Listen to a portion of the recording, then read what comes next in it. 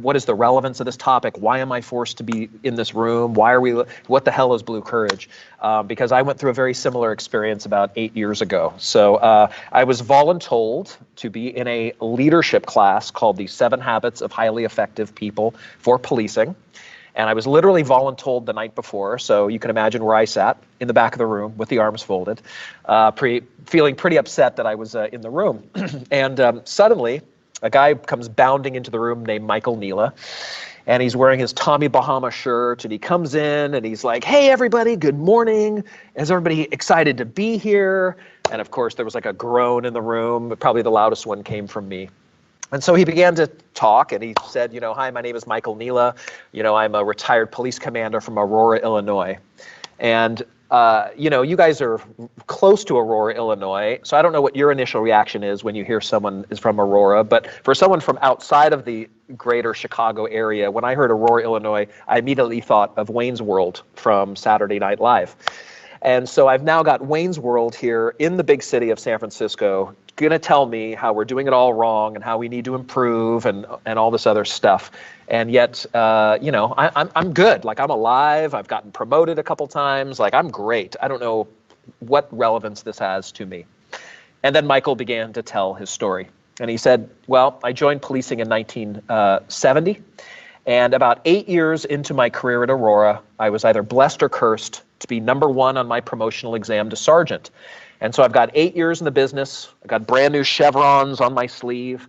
And I had read all the books on leadership. I knew how to take all the assessment center tests. And I thought I knew it all until I walked into my very first roll call on the night shift in Aurora. And as he walked into the room, he looked at all of these cops staring at him and realized, oh my God, this job has trained me to be a good cop, but I have absolutely no idea at this moment how to train and lead these cops, some of them with 20, 30 years in the business, with little French fries all the way down their arms, who are filled with the anger and despair and cynicism and callousness and personal problems and alcohol issues and all these things going on for them personally and professionally. And at this moment of roll call, he's asking himself, wow, I know how to inspect people's name tags. I know how to make sure that their hat badges are on correctly, but I have no idea how to lead these folks. And at that moment, he realized, I got to go back to school.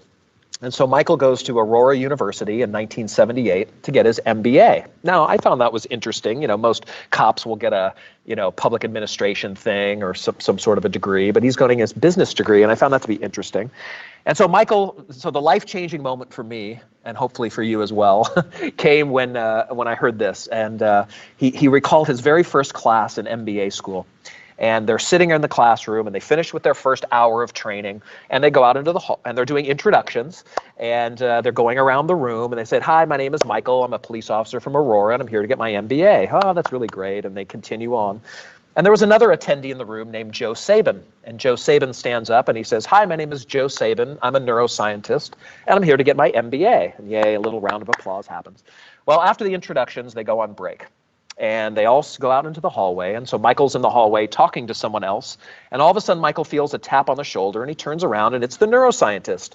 And the neuroscientist says, I'm sorry, I don't know if I heard you correctly, but did you say you're a police officer? And Michael goes, well, yeah, I'm a cop. And the neuroscientist goes, unbelievable, and he turns around and he storms away from Michael. So let's imagine it's 1978, you're a cop, and you've just been disrespected. What do you think the first thing your reaction would be at that time?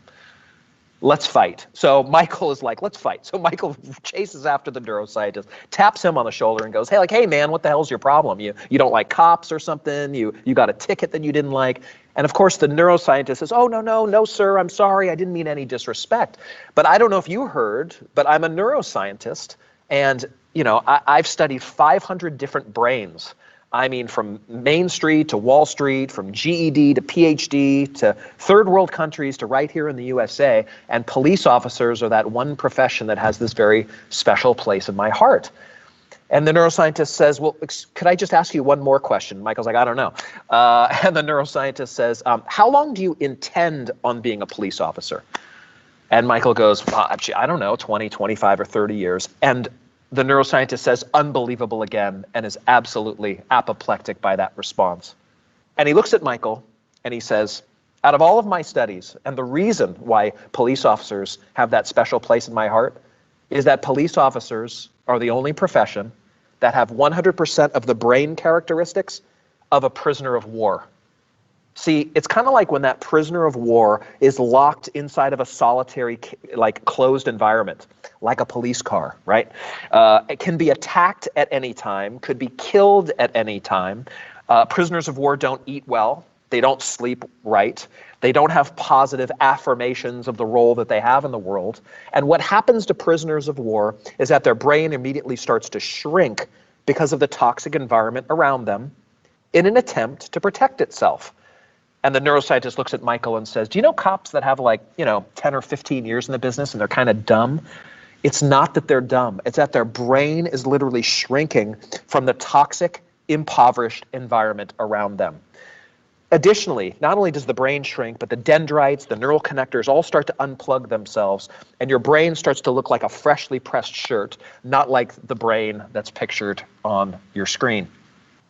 And Michael says, gee, well, I'm no neuroscientist. I'm just a cop, but that doesn't sound very good. What is your advice for me? And the neuroscientist looked at Michael and said, if you love your life and you love your family, you'll quit policing immediately. Now Aurora's got my attention because, having 12 years in the San Francisco Police Department, having all of these great assignments, running Candlestick, getting all these promotions, I couldn't help but realize that as the lieutenant of the watch, I had cops walking into my office looking in all levels of despair. I mean, gray, ashen, hunched over, purple pants, just not looking very well, and just filled with so much despair and so many problems of cynicism and callousness and all those things. And yet, at the time, our department, we were the highest paid police department in the country for the work that we were doing, right? Which doesn't seem to make sense. You'd feel like, wow, if you're getting paid like #1 in the world, you should be the happiest people in the world. And certainly that wasn't the experience that we had. We had over 24 people drink themselves to death. We had 6 suicides in a course of 6 years. And so Michael's story hit me and nailed me right between the eyes at that moment. Because, I had my great-grandfather joined the San Francisco Police Department in 1906, right after the big earthquake. And if you had asked me before I joined the police department how many years I would do, I would have told you 50. But at that time, even with 12 years in the business, I was thinking to myself, I don't know if I can do this job. I don't know if I can do this anymore. The toll on my family, on me, it's just not worth it. And at that moment, I realized, wow, someone else in this world, it feels like a prisoner of war in these conditions that we are in. So if you're following along on this webinar, and hopefully you guys got your journals, or if you don't have your journal with you, please bring it with you to your July session. But at least find a pen and paper right now, and I want you to write down a couple of these keywords. And this is a term that Joe Sabin threw out in 1978, and I think it has tremendous applicability, not just to the story I just told, but also to the conditions that you're going to find yourselves in Chicago in 2020, but you were never able to quite understand, like, you knew it was bad, but you didn't know why it was bad, why these conditions are so rough for us in policing in 2020. So if you're following along, please write down that term, impoverished environment. And so here's what an impoverished environment is. It is devoid of the necessary nutrients to sustain life, health, and well-being, and those are all the physical actions that can happen in this impoverished environment. And so, so that was kind of a depressing story to start off this webinar, but also to start off that 7 Habits class that Michael taught. But that's not the end of the story. So Michael, who heard this admonishment to quit policing and quit it immediately, then asked a very smart follow-up question. And he said, well, gee, Doc Sabin, I have family in policing. I was put on this earth to be a police officer. I don't want to leave the profession. Tell me that there's some good news. And Joe Sabin, the neuroscientist, lights up. And he says, well, actually, now that you mention it, when prisoners of war go home and go back to their families and are there in their backyards on a beautiful, sunny, summery day, flipping burgers in the sun, surrounded by the loving embrace of family and kids and coworkers, and drinking a cold beer, you are out of the impoverished environment that the prisoner of war is in, and you are now in an enriched environment. So write down that term, write down those keywords, an enriched environment. And Joe Sabin, the brain guy, defined what happens to you at the cellular level in an enriched environment. And what he said was, well, everything reverses. Like when that prisoner of war gets home, the brain starts to heal itself. The term is neuroplasticity. This ability, it's just like a starfish whose finger has been cut off. It is able to regrow. Same with us at the cellular level. When we get out of the impoverished environment and into an enriched one, your body has a process to regrow itself. And that is that the brain will return to size. The dendrites and the neural connectors will all start to replug, and then you have a prognosis for a long and healthy and happy life. So I have a question for all of you watching this. Do you know a cop? Have you ever in your careers experienced a cop who was right before retirement looking gray and ashen and maybe even green and just filled with hate and vitriol for the department and the world, and then they retired, and then about 3 months after retirement, they immediately looked 15 years younger? Has anybody ever seen that? I mean, I've certainly seen it several times and never kind of understood it. In fact, my former police chief was fired, like unceremoniously fired to the world, and looked like death warmed over. And literally, I went to his mother's funeral about 2 weeks after he was fired, and the color was back on his face, a smile was on his face, the weight of the world was off of his shoulders. Clearly, he was in an enriched environment, and clearly he was on the process to some sort of health and some sort of a well-being. And so as much as we focused on the impoverished environment that we're in, and would you agree, even show of hands in your little Microsoft Teams boxes there, would you agree that policing is in an impoverished environment? You know, if you had a mirror, you don't have to answer this, but if you had a mirror and you looked into the mirror, how about for ourselves? How many of you would agree that you are in an impoverished environment? How many of you would agree that your families and your relationships are in an impoverished environment? And probably this existed before coronavirus, and it's probably only been amplified 100 times since the coronavirus. The question is, what do we do? And so as a profession, we do a good job of educating you, especially at the academy level. So I have these wonderful police recruits. They're wonderful. They're filled with passion and love for the profession that they're about to join. They say they came on the job to help people and do those things. And then very quickly, probably after several months of seeing the reality outside of the world, they quickly become part of an impoverished environment. And we think that the only way out of an impoverished environment is to, dear God, live long enough and to get the right raises and percentage at retirement so that we can retire as fast as possible, so that then we can get our lives back in order and try and live in this enriched environment. And unfortunately, we know the statistics that, this impacts us tremendously. We live about 18 years younger than the average human being. And so time will not wait. Our relationships will not wait. Our kids will not wait for us for retirement in order for us to be the best version of ourselves. And so what Michael Neela posited on that day in 1978 is that we need to flip the script from believing that the only way that we can create an enriched environment for our lives is to leave this profession and leave it right away. And if you think I'm crazy that people have this sense, and maybe even you have this sense as well, some folks have these beautiful retirement countdown apps on their phones. Now, I don't know if Chicago PD has a retirement countdown app. I can tell you that several of our San Francisco police officers have a wonderful retirement countdown app. I mean, it is gorgeous with like the Golden Gate Bridge and, Coit Tower and Alcatraz and the wonderful logos of the patch of the city of San Francisco, clearly made on duty by a cop, like clearly, but just the most beautiful things that they could get their hands on. And gloriously looking at it, and I remember an officer's countdown app. I said, let me see that thing. 10,753 days left to go. Now, I'm no math major, but 10,700 days is about 26 years left to go in the police department. And when I asked this sergeant, this new sergeant, how many times do you look at your phone? He clenched his phone and held it to his heart, and he just closed his eyes and said, I look at this multiple times a day. What a lost opportunity for all of us in this profession. And so I ask you this, what if it were possible to create an enriched environment for ourselves?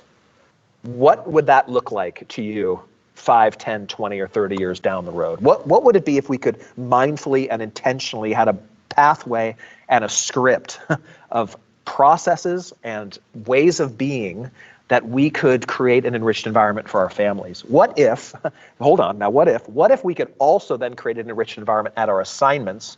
And what if we could create an enriched environment in our department? And hold on, wait for it. What if we could actually create an enriched environment in every encounter that we have out on the street? What would that look like? And what would that be worth? And so I'm heartened that I heard that story about 8 years ago. And I'm glad for the awareness, finally, of places that I need to be doing better in my life. It's not to say that I don't exist in an impoverished environment. At times I contribute to an impoverished environment. Everything that is human is within me. And yet the awareness that you will get through this Blue Courage curriculum, not just today, but when we gather in July, will help open to your eyes to the possibility that life can be different for all of us. And unfortunately, I'd love to give Michael Neal all the credit for coming up with this, but it wasn't just Michael. I mean, Michael has probably read 500 books, done all the research, studied with the masters, was a person personally studied under Dr. Stephen Covey, who wrote The 7 Habits of Highly Effective People. And so this course is not mumbo jumbo. It is not a new religious cult. It is simply sharing wisdom. It's like if we could all sit down and read these books, I'm sure we could, but life is so busy for us as cops, and we're so exhausted for what the world has taken. But what Blue Courage has done is really culled the best of the thought leaders outside of the policing profession to give us some sort of a script on resilience, purpose, culture, practical wisdom, health and wellness, mindfulness, and creating a legacy. And how could we not all want those things in life? And so this, one of the great people that have really spoken a lot about principles, Stephen Covey talked about it in 7 Habits. We certainly talk about it in Blue Courage, is the work of Viktor Frankl. Now, some of you might have heard of Viktor Frankl and why this is so important, and how we need to intentionally think of ourselves as differently, think of ourselves as of what is possible in the world, and even when things are looking at their bleakest, in terms of our department, our organization, our city, the pandemic that's around us, and that we have to fall back on these principles of effectiveness and principles of living. And so I'm heartened by this story. Some of you may have heard of Viktor Frankl, but he wrote a book called A Man's Search for Meaning. And Viktor Frankl spent time in a German concentration camp. Almost 20 of his family members were killed. They kept him alive for some reason. And he was also a psychologist. And so he spent some time since he was alive in these conditions, and kind of looked at what was happening as a psychological kind of experiment, kind of looking and seeing how people were handling the conditions that they were put in. Some people were rich, some people were poor, some people were very fluent in language, some people weren't. But in a concentration camp in the Second World War, everyone was equal. Everyone was equal. And so he looked at this and saw how people reacted to it. And he realized that some people didn't handle it very well, because they believed that the Germans controlled them, that there was, that they had, everything was taken away from them, and to gain control over their lives, some people would commit suicide in these concentration camps as this last gasp of showing that, I am actually in control of my life, and I'll show them. And Viktor Frankl had a couple of quotes. And he realized that liberty and freedom are two different things. And he said, people could take your liberty away, but they can't take your freedom. And he says here up on the screen, everything can be taken from a man but one thing, the last of the human freedoms, to choose one's attitude in any given set of circumstances and to choose one's own way. And he continues, when we are no longer able to change a situation, we are challenged to change ourselves. As much as we find that we are in these amazingly difficult times, being on the front lines of the pandemic and having literally been the target, not just figuratively, but also literally over the past 7 or 8 years since Ferguson, 6, 7 years since Ferguson, and everything that's come from that, we could feel that we have no choice. Much like the retirement countdown app, we are forced to be in this profession. We are forced to be in a place we don't want to be. We're forced to be the bad guy. And my God, if we could just get out of this profession as fast as we can, then life will be better. And Viktor Frankl, changes that lens for us, changes the lens in which we view it, and really challenges us that it's, being in the Chicago Police Department or the San Francisco Police Department is not quite like being in a concentration camp. And yet when Viktor Frankl was being castrated by the Germans and inhuman medical experiments were being treated upon him, he was able to shift his thinking.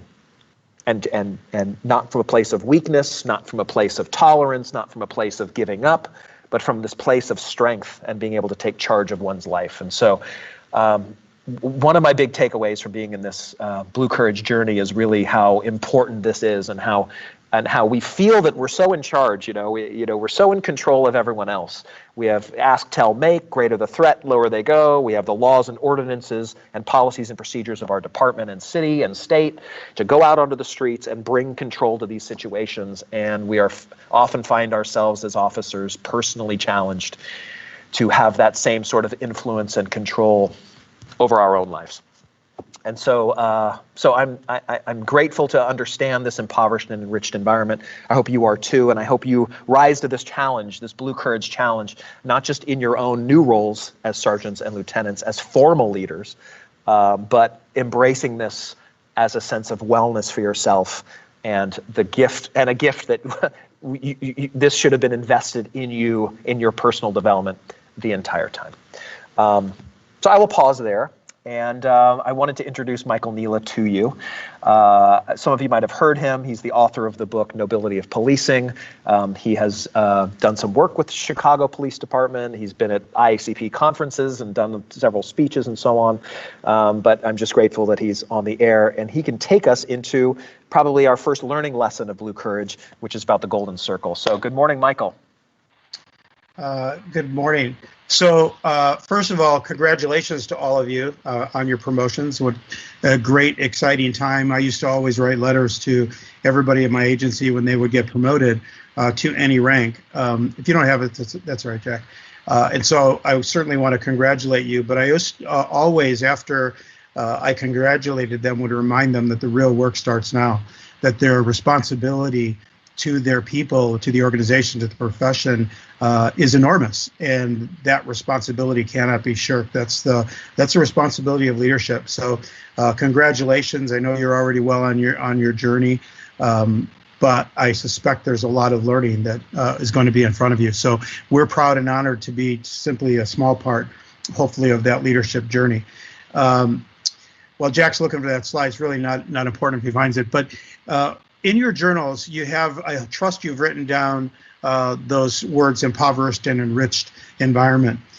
Those are so fundamental and essential to understanding leadership, because in this profession, you're going to be leading people who you have a responsibility to get them to be engaged and productive and contributing members of the organization. But you also have an immense responsibility to take care of them, their health, their well-being, their emotional stability. Those lie within your sense of responsibility as well. The well-being of your people. In fact, Simon Sinek always makes the point that there is a historical definition of leadership. While we have thousands of definitions of leadership out there, there is an anthropological definition of leadership that has stood the test of time. And that definition is simply the leader is the person who accepts the responsibility to take care of the health, welfare, and safety of their people. And the moment we stop doing that, which, by the way, also contributes to their personal and professional growth as part of that responsibility, but the moment the leader stops doing that, taking care of their people, they give up every right they have for being in that leadership position. And then in the ancient tribes, in the ancient days, if a leader didn't take care of their people, didn't look out for them, didn't protect them from the dangers and hazards both within and without, then they would cast them out from the tribe. They didn't need them anymore. So I would ask you to write down another word, what we call these key words, and that's depleted. an absolute important word for us to understand, particularly in our profession, because we lead a lot of police officers and civilian members who are absolutely depleted, which means that they're devoid of those necessary nutrients for them to excel, for them to perform at a high level. I was recently talking to a person who's a consultant for International Association of Chiefs of Police, and he's I was going to say relatively older. He's in his 50s, but he has young children, and so he's relatively older to have children who are like 2. He has one that's 2 and one that's 5. A very ambitious man he is. But when we were talking about these kind of nutrients, he said, well, to me, the most important thing for me is my mindset. It isn't my physicality. And I said, well, that's really not true, because if our physical needs aren't met, it's pretty difficult for our mind to be healthy. And he said, well, I'm not so sure about that. And I said, well, how important is it for you to get a good night's sleep so you can deal with your children and homeschool them and be patient with them in the morning? He said, it's 1,000% important. I said, well, that's your physicality. So the word depleted basically suggests that we don't have the necessary nutrients for us to be at our absolute best. And I was recently teaching in Dubai, and teaching Blue Courage, teaching leadership to the executives of the Dubai police. And there was a South African police officer there who's a SWAT specialist, and he was there on loan to them doing tactical training. And when he listened to our leadership training on Blue Courage, he came to me and told me the story. His father was a captain, very highly respected, revered captain on the South African police during the late 80s and 90s. And they were going through somewhat of a mini civil war in South Africa, and that resulted in the ambushing and killing of police officers at the rate of 1 every 32 hours. So it was devastating, of course, the South African police. And his father, the captain, being very highly respected, was called into the president's office, and he was given the assignment to lead a task force to try and understand what the heck is happening with these ambushes, and then, of course, figure out a way to mitigate it. And so one of the things he did when he started to investigate was he reviewed the autopsies of every single police officer who was killed in the ambushes. And what he found was every single one of them had no food and no water in their stomach. They were devoid of those nutrients that would help them to be at their absolute best.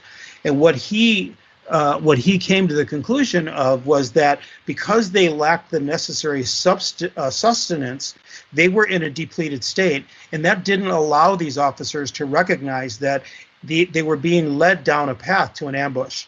And had they been at an enriched state, a renewed state, a filled up state of these nutrients, then they might have seen the danger signs that led them down the pathway to these ambushes. Within 3 months of starting the practice of making sure that the police officers had water for every shift and that they were fed throughout their tour of duty, the ambushes and the killing, successful ambushes, stopped by over 70-some%. So we can clearly see that when our officers are depleted, whether that's emotionally, physically, intellectually, in any respect, spiritually, they cannot be at their best. And in fact, they can't even perform at a minimally competent level. I suspect